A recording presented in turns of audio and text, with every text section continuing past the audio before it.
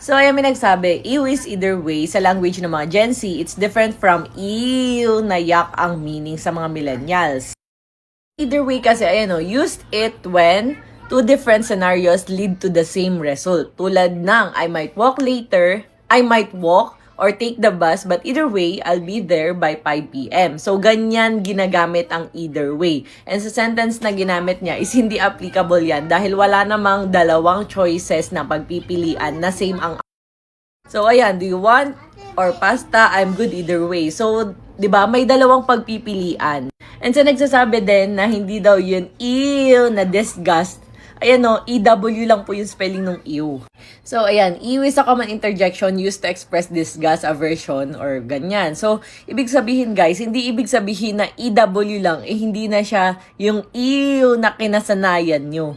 And mas lalong hindi ibig sabihin nung paggamit niya sa ew is either way. So, ayun, depende kasi yun guys, sa mismong sentence mo. Kung ayan, kung meron bang dalawang pagpipilian na either way, kahit ano man doon, okay sa'yo. And di lang naman din ew or EW yung nandun. Meron pa nakakabwisit na nakakonect daw siya sa akin. Na hindi ko maintindihan kung bakit ganun. Kung isipin nyo, wala naman akong ginawang masama sa kanya and hindi ko nga siya kilala.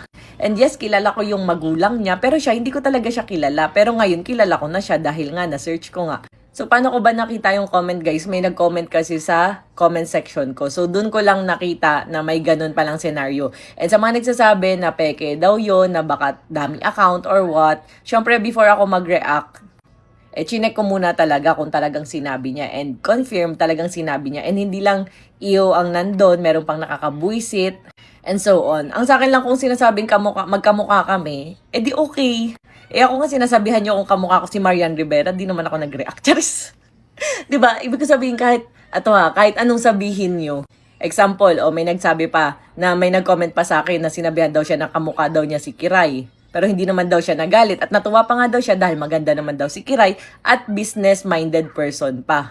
So kaya hindi ko maintindihan. Alam nyo ba, tulad nga nasabi ko, never ako nagsisimula ng away, gulo, or issue. Pero syempre, kapag ganyan, magre-react talaga ako. Kasi lalo na kung wala naman akong ginagawang masama dun sa tao.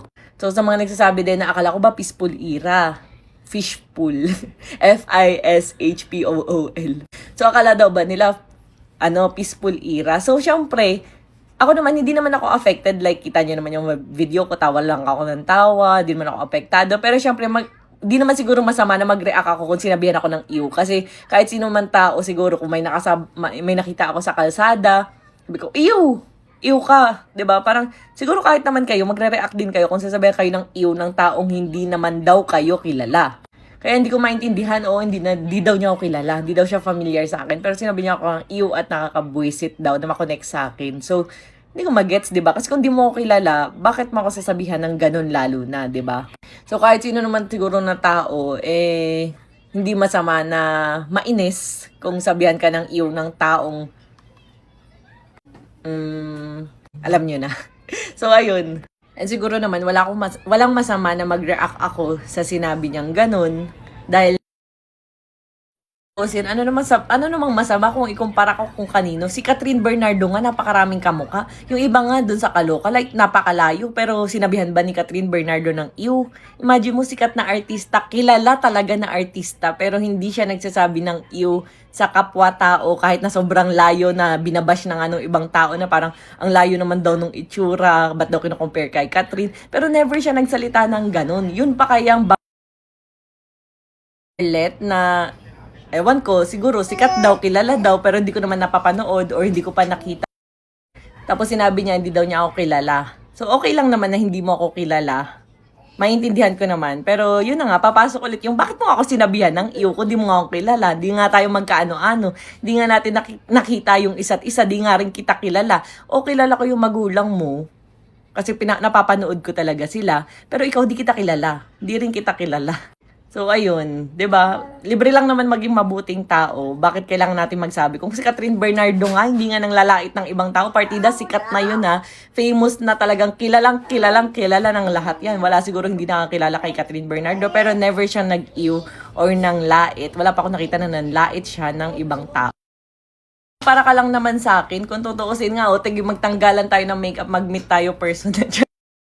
Sa mga nagsasabi na retokada daw ako, tingnan nyo na lang din yung itsura ko naman before ako nagparetoke. Okay din naman talaga yung ilong at itsura ko. Talagang nagkaletse-letse lang ako nung college ako. Kaya siguro nakita nyo, yung kalapit ko yung aso. Pero kita nyo naman sa mga pictures ko before na hindi naman ako ganun kalala.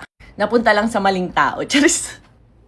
Ayan, saka syempre guys, aral na aral kasi ako nun, di ba nga section 1, gumamela. Ayan, section 1 ako nun sa FEU. Kasi, kaya syempre, priority ko yung pag-aaral. Hindi ko priority yung mag-makeup, mag-ayos. Tapos yung ngipin ko nun, nakausngal pa dahil, di ba, nagpa-braces, ganun.